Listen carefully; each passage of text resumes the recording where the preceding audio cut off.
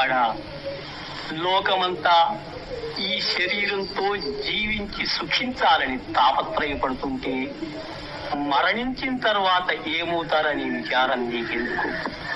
ఆ విచారం వదులుకో. నీకు అష్టైశ్వర్యాలు కలిగే మార్గం చూపిస్తాను, అనుభవించు.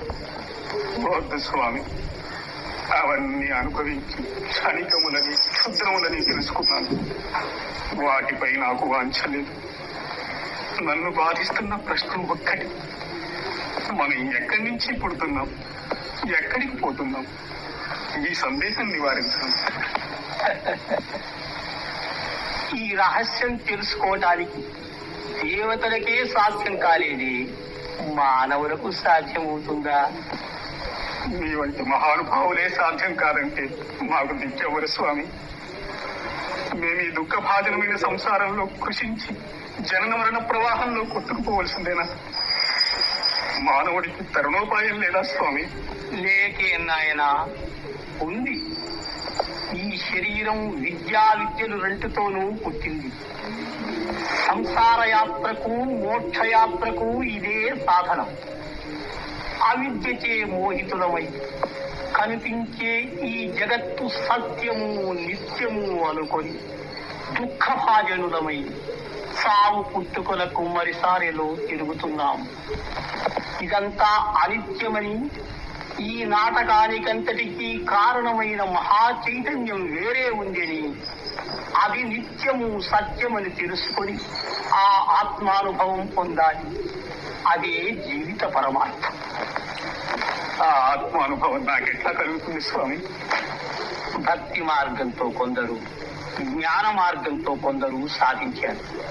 కానీ జీవన్ముక్తికి రాజయోగమే సులభోపాయమని పెద్దల మతం. రాజయోగం నాకెవరు ఉపదేశిస్తారు స్వామి? ఆ సమయం వచ్చినప్పుడు పరమాత్మే సద్గురువై వచ్చి ఉపదేశిస్తాడు. కారు చీకటిలో దారి తెలియక తికమక పడుతున్న నాకు వెలుగు వలె మీరు లభించారు. మీరే నా గురువులు, నా దైవం. ఆ యోగ రహస్యం నాకు బోధించి సత్యస్వరూపం చూపించండి.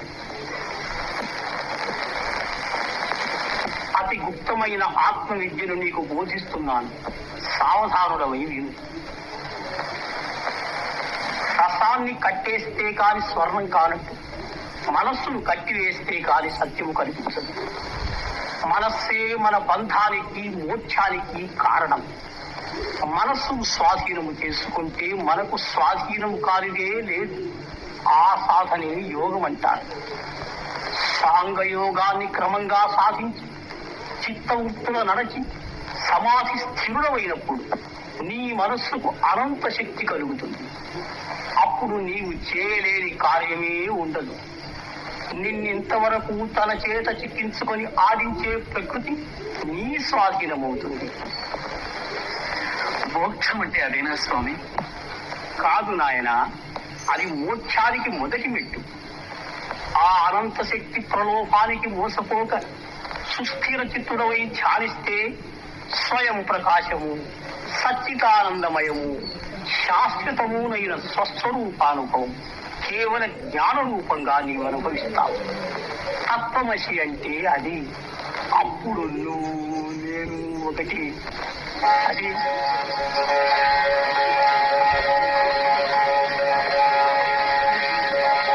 రాజయోగ సాధన చేసి అఖండ బ్రహ్మానందానుభవం పొందు.